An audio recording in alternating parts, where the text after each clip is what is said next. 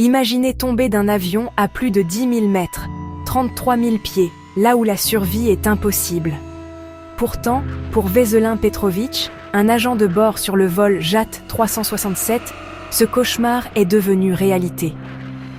Le 26 janvier 1972, une bombe a explosé en plein vol, déchirant l'avion au-dessus des montagnes enneigées de Tchécoslovaquie. Veselin, âgé de seulement 22 ans, a été coincé dans la section de la queue par un chariot de nourriture alors que l'avion se désintégrait. Miraculeusement, cette section s'est écrasée dans des pins et de la neige profonde, amortissant l'impact. Tous les autres ont péri instantanément, mais la position improbable de Veselin et l'environnement ont créé une chance sur 1 million.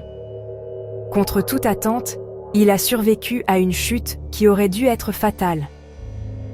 Les experts s'émerveillent encore de la séquence bizarre d'événements qui l'a sauvé. L'histoire de Veselin est un témoignage de la nature imprévisible du destin. Parfois, la survie est écrite dans les circonstances les plus improbables. C'est la légende de l'homme qui a survécu à l'insurmontable. Le monde n'oublierait jamais son nom. Veselin n'était même pas censé être sur ce vol. Une erreur de planification l'y a mis.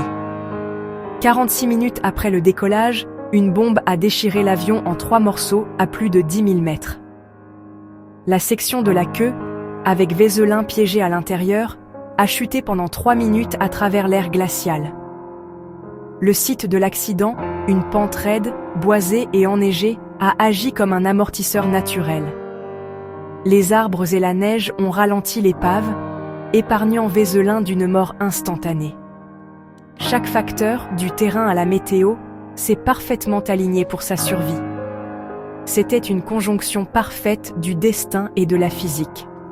Une vie a été sauvée par une série de coïncidences impossibles. Lorsque les secouristes sont arrivés, Veselin était vivant mais gravement blessé, retrouvé par un ancien médecin qui lui a prodigué les premiers soins. Il a souffert d'une fracture du crâne, de vertèbres, de jambes et du bassin cassé et a passé 27 jours dans le coma. Les médecins doutaient qu'il survive, encore moins qu'il remarche. Veselin n'avait aucun souvenir de la chute. Son dernier souvenir était de saluer les passagers. Sa survie a établi un record du monde Guinness, la chute la plus haute sans parachute depuis 10 160 mètres. Certains experts ont remis en question l'altitude, mais les rapports officiels l'ont confirmé.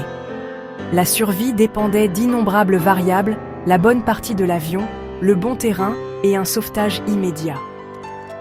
Les chances étaient astronomiques.